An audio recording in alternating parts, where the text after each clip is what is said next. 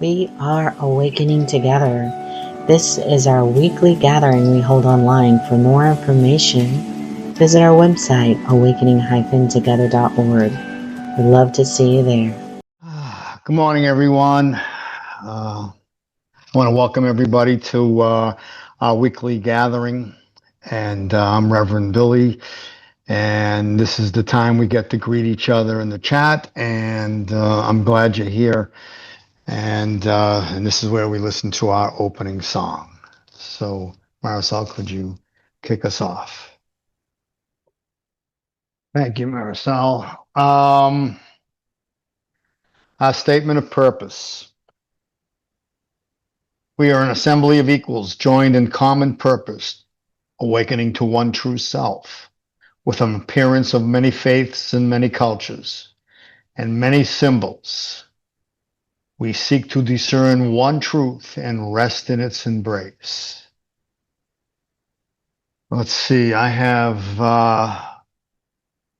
the core value I picked today to coincide with my homily is core value number 1.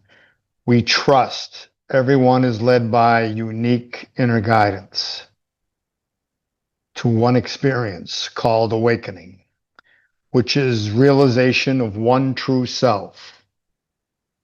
We live this value by supporting one another on different paths of awakening.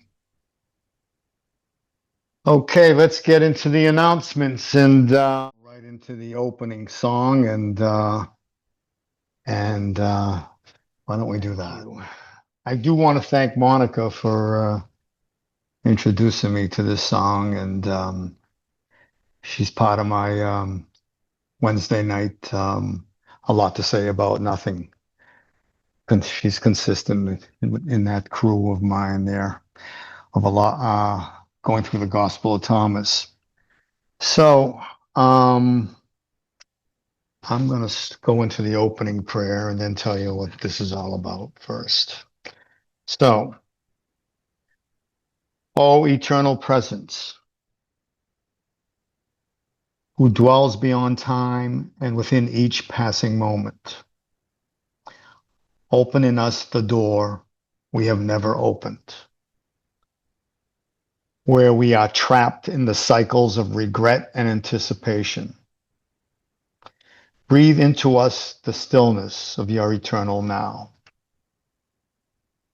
where our hearts carry wounds too deep for words. Let your life tenderly illumine them. May the quiet promptings of spirit guide us gently home to that place within us where death and resurrection are one, where suffering is met with mercy, and where the axis of time and eternity turns in you alone. We ask this in the name of the one who is the light of all lights, the still point of the turning world. So, what I got going on here today is I'm going to try to put it up. Let's see. Okay. No. How do I do this? Share. I got you. I got share and workplace to share.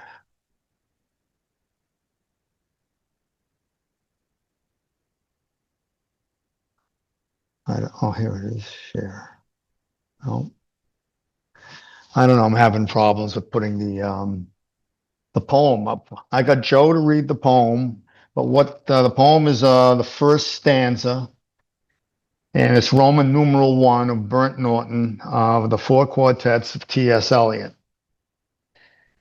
You know, and as we step into this poem together, remember Eliot does not bring us something finished to admire from afar.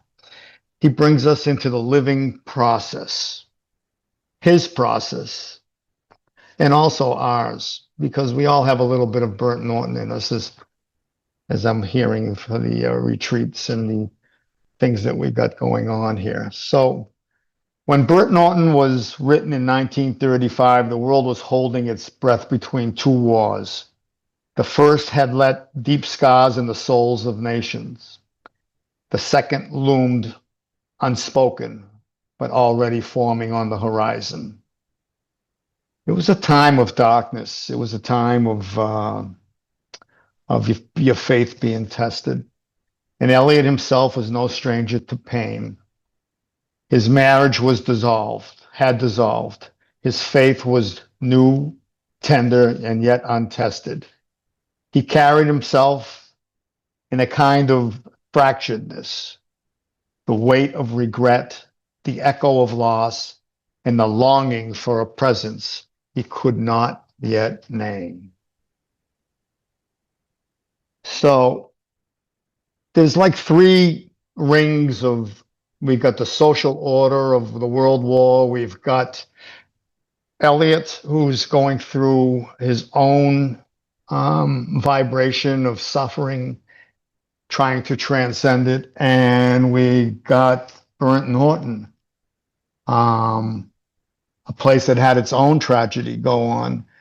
And it's a place where when you go there, it's called Burnt. Norton is a manor house, and it's a lord lived there, and he fell in. It was a romantic story. He fell in love with a woman, and she cheated on him, and he killed her, and he set the place on fire, and he died in the fire. And we're going through the chars. The chars burnt. It's called Burnt Norton, and in Norton, and this is not just an exercise. This is a journey. We all have a bit of Burnt Norton in us, and it's a journey out of the claustrophobic, one-dimensional experience of time and into a spacious, eternal now where God's presence waits. I wish I could put it up. I can't share the screen. I don't know how. I thought I could.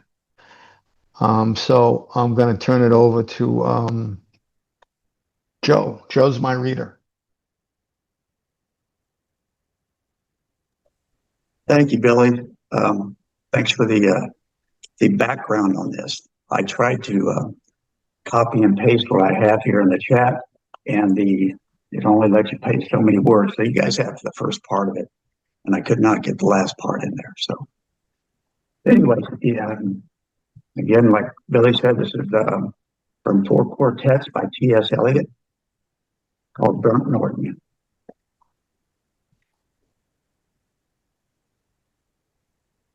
Time present and time past are both perhaps present in time future. In time future, contained in time past.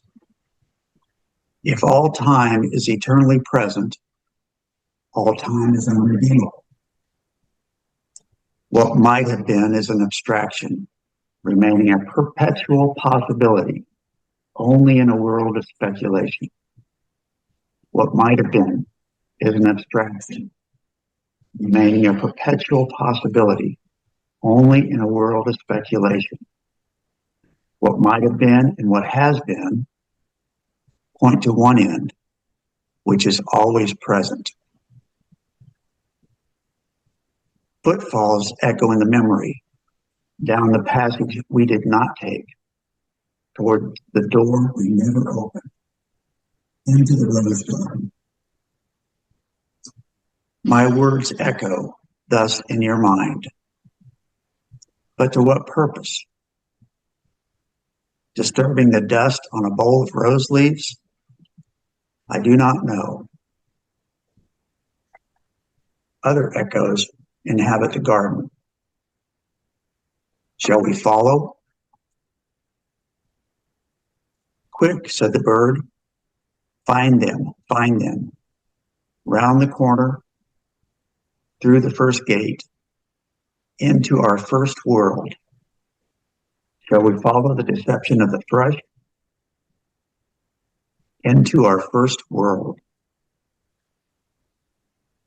There they were, dignified, invisible, moving without pressure over the dead leaves in the autumn heat, through the vibrant air, and the bird called in response to the unheard music hidden in the shrubbery, and the unseen I-beam crossed, where the roses had the look of flowers that are looked at.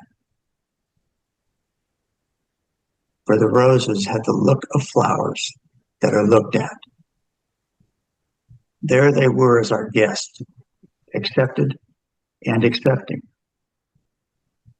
So we moved, and they, in a formal pattern, along the empty alley, into the box circle, to look down into the drained pool. Dry the pool, dry concrete, brown edged, and the pool was filled with water out of sunlight. The pool was filled with water out of sunlight, and the lotus rose, quietly, quietly. The surface glittered out of heart of light, and they were behind us, reflected in the pool.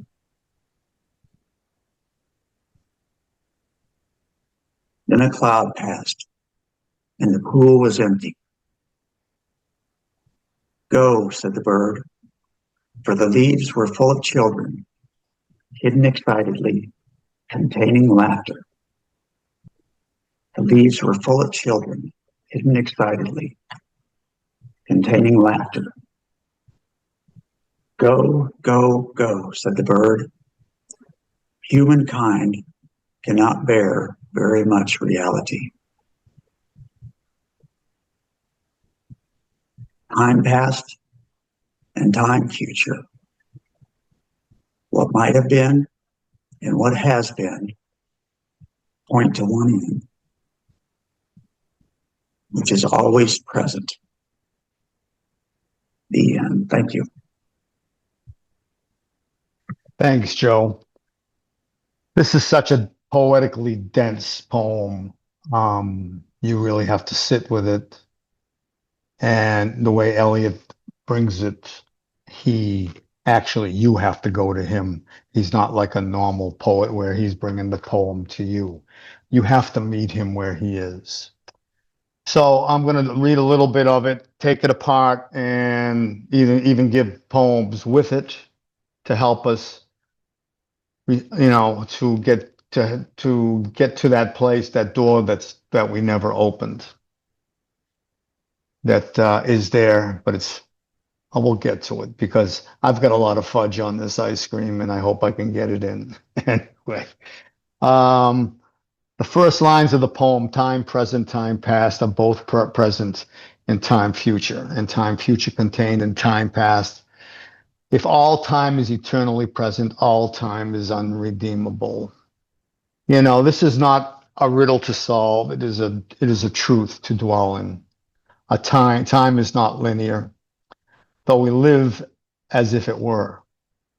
What was and what will be already lives inside the moment.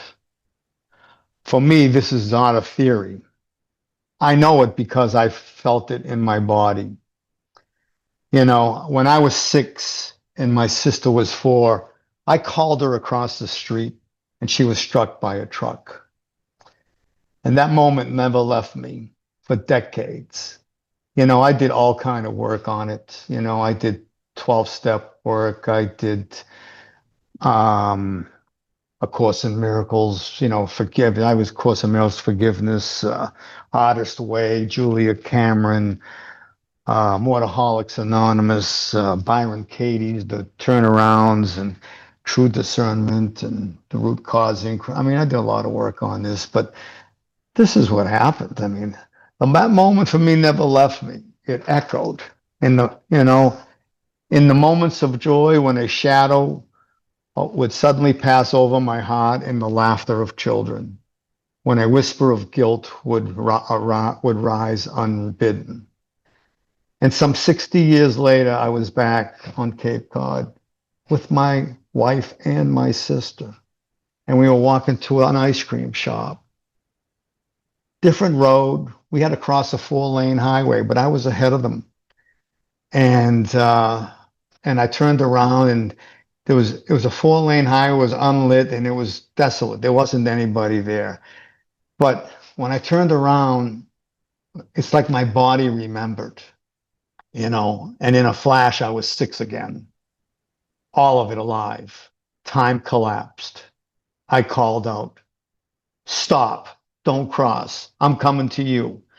And as I ran to them, something inside me loosened. 60 years of echoes, 60 years of suffering, meeting for a moment, the still point where the past and the future are gathered. If all time is eternally present, all time is unredeemable. We feel this, don't we? The weight of what happened, the ache of what might have been, the mind that goes round and round, trapped in its cycles of regret and anticipation. But Eliot's not saying there is no redemption. He's saying there's no redemption in time. Not if we stay in its prison, but there is something beyond, a door. Then the poem goes on, footfalls echo in the memory, down the passage we did not take, toward the door we never opened, into the rose garden. Do you hear them? The footsteps of the younger self, the choices made, the choices not made, the roads not taken, the doors you never dared open. For me, I hear the small feet of a boy running across the street, unaware that one step would carry such a cost. And I hear the feet of a man running across another street 60 years later, this time to stop someone he loves from crossing. I looked into my sister's eyes and I said, "Did you feel that?" And she goes, "I did." And we laughed and we hugged. And it was a body memory kind of thing. But so the footfalls of regret and footfalls of healing echoing down the same passage. But here's the mystery. Even these echoes lead us toward a door. The door we never open. The door into the rose garden. The door into eternity. The eternality of ourself, of who we are, who we truly are. It is the place where we stop trying to figure it all out and simply let ourselves be here, where the eternity brushes against us. The poem continues, my words echo thus in your mind. Even now, as you listen, you may hear echoes in your own memory. Some ancient disturbance, some healing.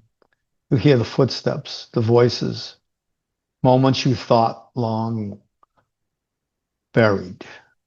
But to what purpose? Disturbing the dust on a bowl of rose leaves. Why stir it up? Why revisit the past? The mind wants a purpose, but the heart knows. To stir the dust is to remember what lies beneath it, to discover that the rose garden never left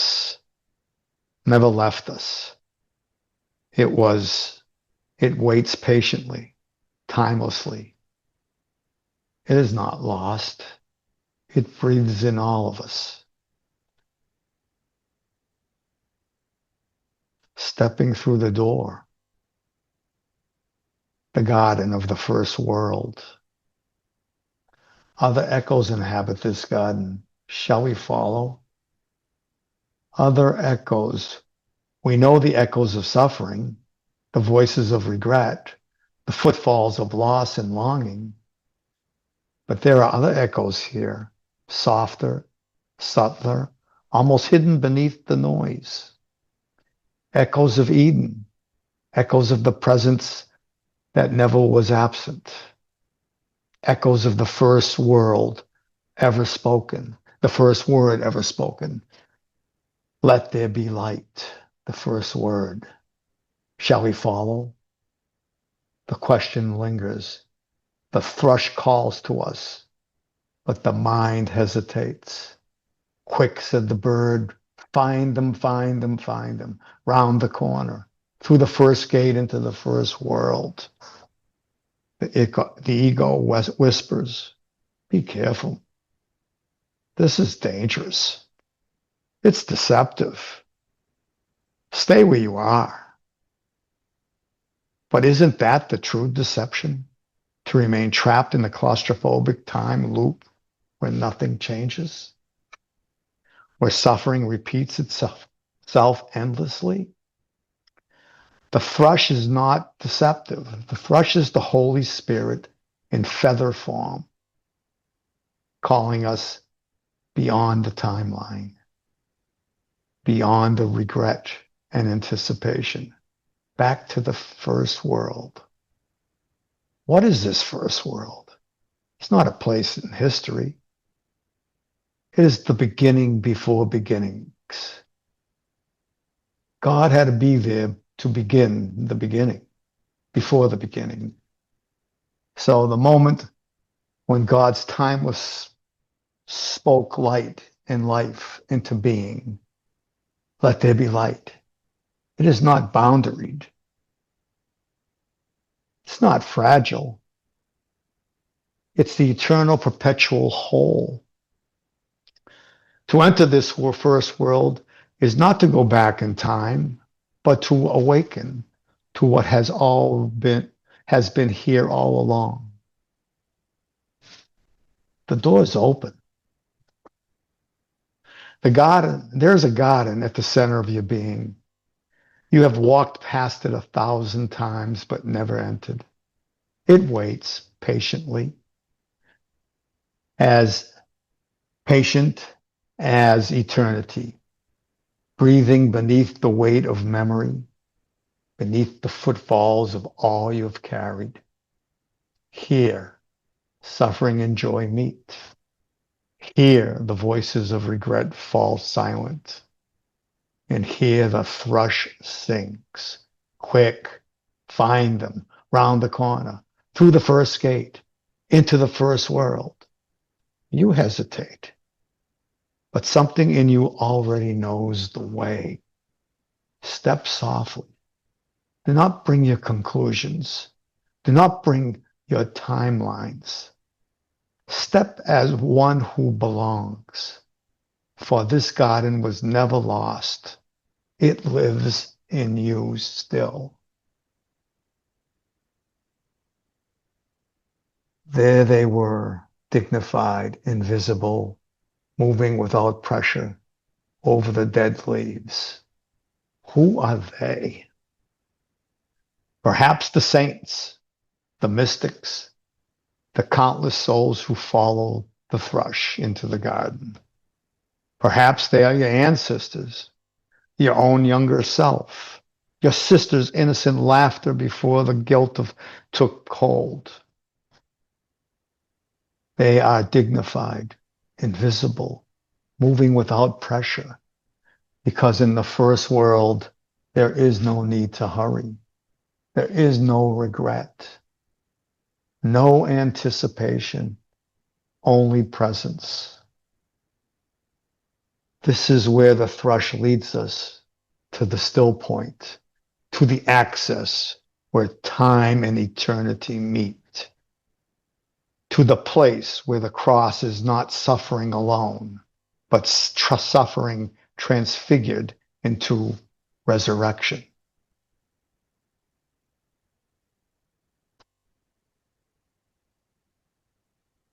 Dry the pool, dry concrete, brown edged, and the pool was filled with water out of sunlight, and the lotus rose quietly, quietly.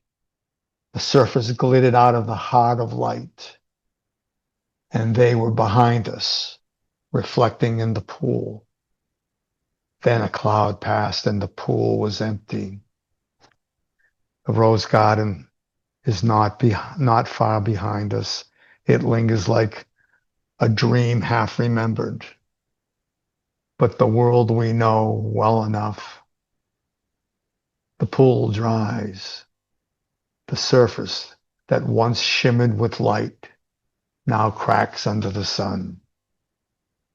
This is where we go when we look for God in all the wrong places, in the cisterns of our accomplishments, in the wells of our relationships, in our addictions, in our striving, in our trying, but they run dry, don't they? Even the sweetest memories, the most shining successes, fade and dissolve like water in the heat. Go, said the bird, for the leaves were full of children, hidden excitingly, containing laughter. Go, go, go, said the bird. Humankind cannot bear very much reality. There's a truth here that cuts deep. We cannot bear too much reality. We cling to distraction, to the surface glitter, to the noise and the motion of our days, because the emptiness terrifies us. The emptiness is not a punishment. It's a doorway, a sacred place,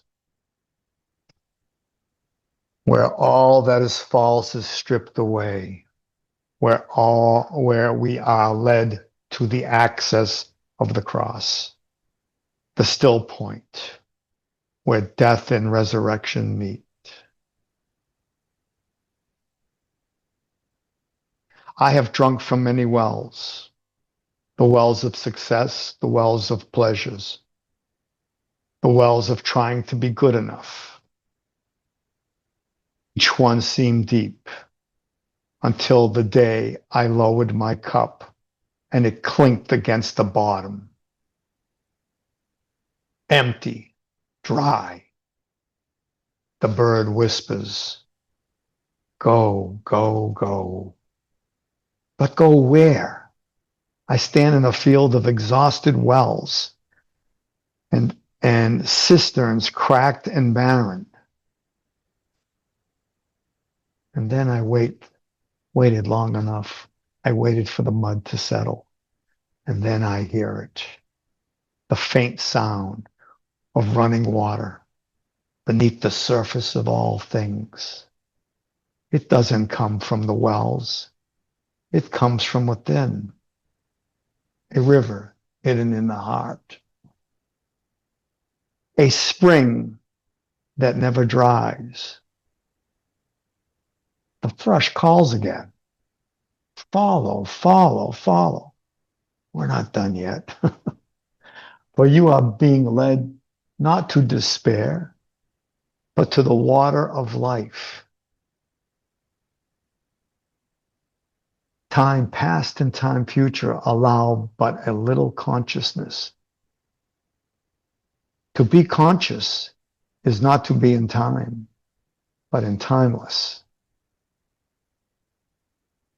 Here's the invitation to step out of the narrow corridor past and future, to stop trying to fix what cannot be fixed in time, to awaken in the timeless presence that was never absent. This is where God waits. This is where the cross transforms suffering into love. This is where the door we never opened opens of itself. And at the still point of the turning world, neither flesh nor fleshless, neither from nor towards, at the still point, that place where always in time funnel down. They funnel down into the always, into that word always has such elasticity to it, you know. So neither ascent nor decline, except for the point, the still point. There would be no dance, and there is only the dance. This is where my life brought me. 33 years in recovery, 33 years learning how to let go of trying to manage time, trying to fix what's unfixable. At first, I didn't know how. I tried white knuckling it. I tried controlling outcomes, clinging to the past and rehearsing the future. But the timeline was catastrophic, claustrophobic. The guilt, the fear, the never ending what might have been. I learned surrender, step by step, moment by moment. Like Nisargadatta says, the real doesn't die. The unreal never lived. I began to see the past was unreal, a story held in memory. The future was unreal, a projection of fear or hope. That's all. And in the middle of all, this presence, the still point, the I am that was never touched by trauma, never stained by guilt. There's a place in you that has never not known suffering, not because it escaped, but because it was never born into the timeline. You are not your past. You are not your mistakes. You're not even your recovery. You are the still point, where the dance of life happens, but you are not the dance. You are the silence holding it all. The Tao says, return is the movement of the Tao. Yielding is the way of the Tao. Recovery taught me yielding, not fighting, not striving, but letting go enough to be held. And the Tao carried me where I could not go on my own. Except for the point, the still point, there would be no dance, and there is only the dance. This is the paradox. The dance happens. Life, death, joy, loss, mistakes, redemption, but you're not caught in it. You are the timeless field in which the dance arises. NTI says it this way. You are not here to fix the world. You are here to let the light of truth shine through you. Isn't that true? It's what the light teaches us in the darkness.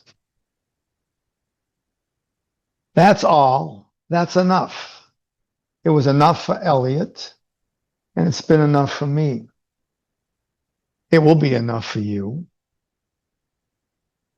The door opens.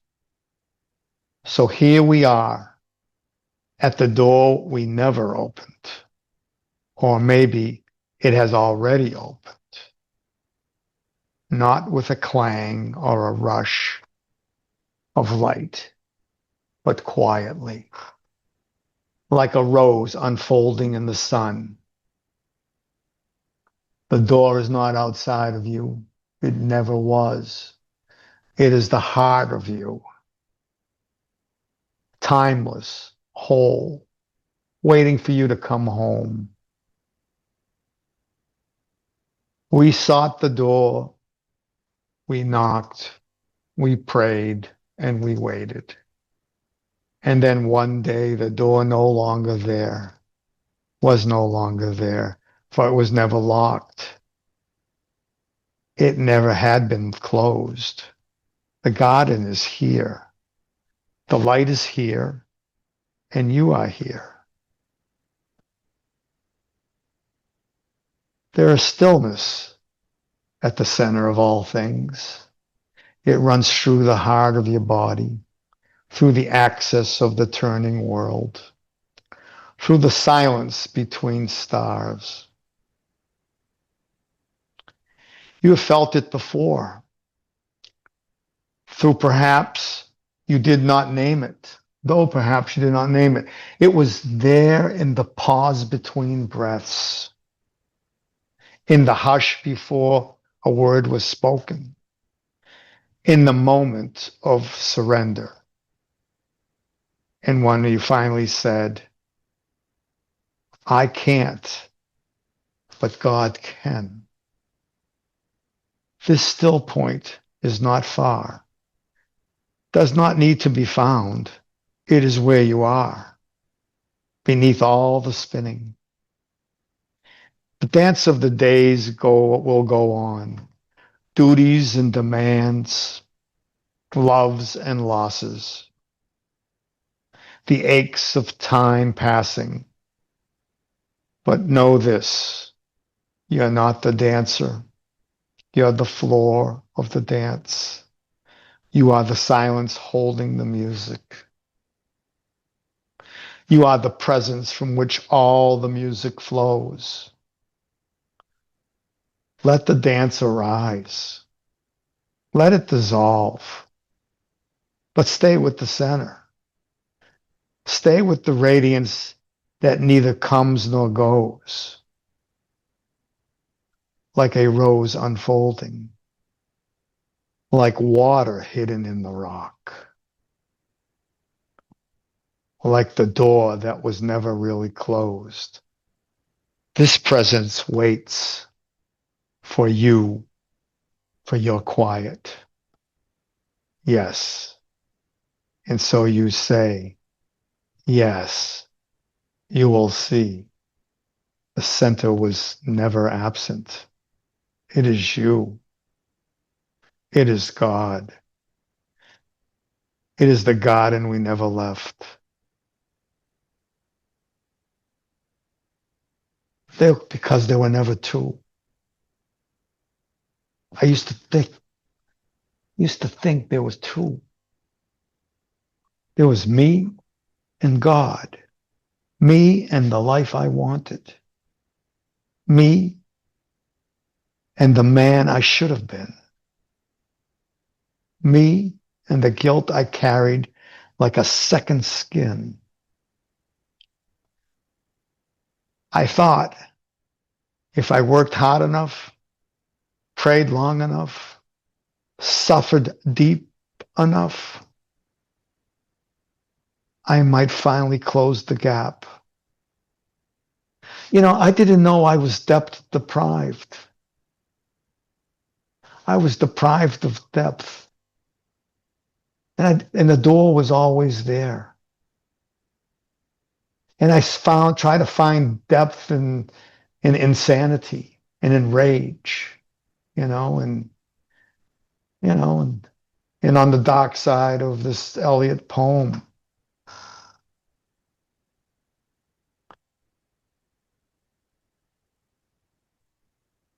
But no matter how far I ran and how much I lost, the gap was still there.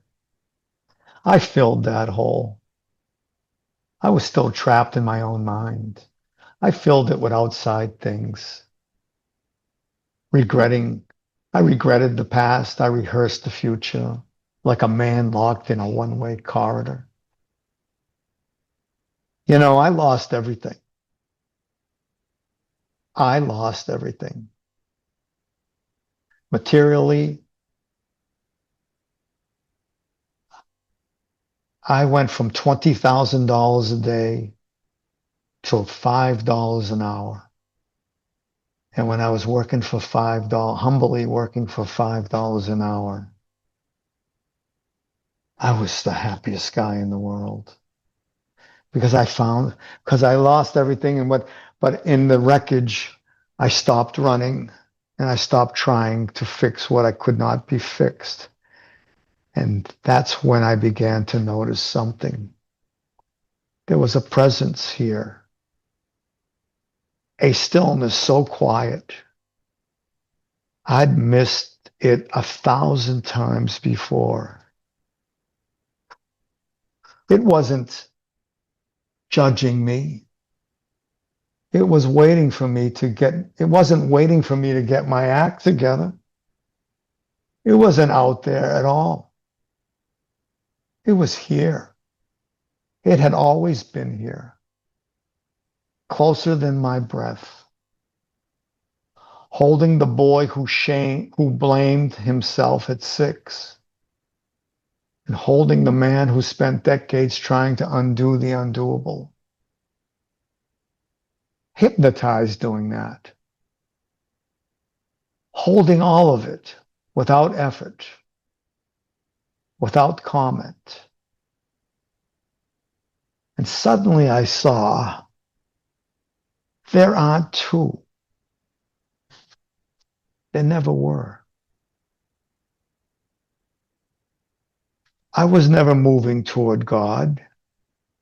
I was moving in God. The guilt never stained me. The suffering never touched what I really am. I thought awakening would be a grand arrival, but it's not. It's more like this. One day you stop searching for the door. You realize you're already inside. And you see the garden was never locked. The door never even existed. This is what I found when I lost everything. I never lost anything real. I just couldn't see it. There was so much stuff in my life. I was never apart. I am the still point at the center of the always converging, of the center of the dance. I am the light shining quietly behind all my pain. I am, and so are you. Well, there's a lot of fudge on that ice cream, I'll tell you. I didn't think I was going to get it in. And sorry about it. I was trying to speed up in places that I thought I could speed up, and I lost the vibration in some places, but it's okay. You know,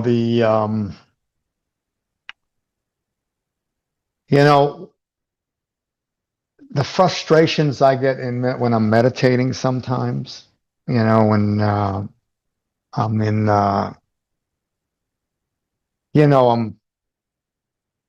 I'm meditating and I'm getting some revelations and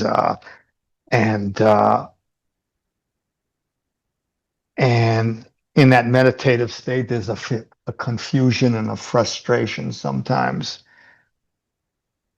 and because often when we're frustrated because we can't figure it out.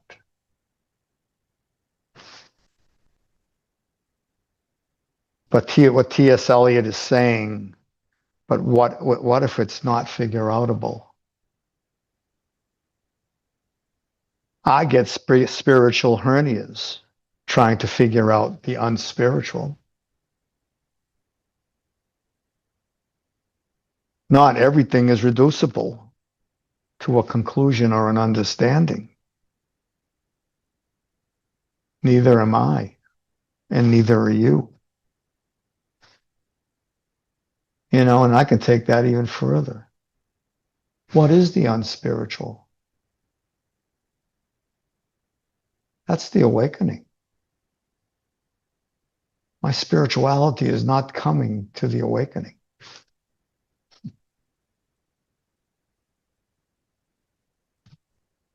So I am going to give you a chance to stop listening to me. And this is where we're going to play a song and we're going to put the donations. If you feel like donating, the link will be in the chat. And we're going to listen to my second song and we'll open it up if we can. Thanks, Maricel. Okay, this is where we have a little bit of fellowship. And it's open. You know, it was those two songs, you know, that the last song, it was great to see them interchange the tenor and the tenor alto baritone part. They've switched in the middle of the song, which was incredible, where it all belongs. Melissa has her hand up. Melissa. Hey, Mr. Billy, how you doing? Hey, Melissa. That was amazing. And you know, for all the times that I could not understand what you were saying, this homily just wow. The door that you however you said it, I was like, "Oh my God, I got everything." And you know, the irony is what last year when we did the little mentoring sangha together and a new it's and here you are today, and this weekend we just found out that my brother-in-law is once again getting evicted from his other place and caused a lot of grief this weekend. And I finally said to my husband, I said, I don't think we can fix this again, Steve. You know, I don't think we can keep running after him like this. And he just sat down with me heartbroken, and he knew. And I can't tell you, I don't have to. Grace, this is all grace. And Jane, I know you're listening, and I know some of you understand what I'm saying here, but wow, I just this is beyond anything that's explainable as what T.S. Eliot it said. And I wrote it down, Billy, and I don't know if you can remember, but I think, what if, oh, it's what you said, Billy. What if what T.S. Eliot was saying is it's not figure outable? And I think that's what finally led to the surrender and just watching the heartbreak and Steve and we just sat there and allowed that to happen. And I think that's the highest thing that we could have done. And this homily is just right on time. Thank you so much, everybody. Thank you, Melissa. That was right on time. It really was. That was incredible. What a great insight. Great reflection. Okay, we got a short one. Anybody? Before we go into fellowship? And who is doing fellowship? I don't know. Is that Ron? Ronan's doing fellowship? Okay. Awesome. Anybody else want to play?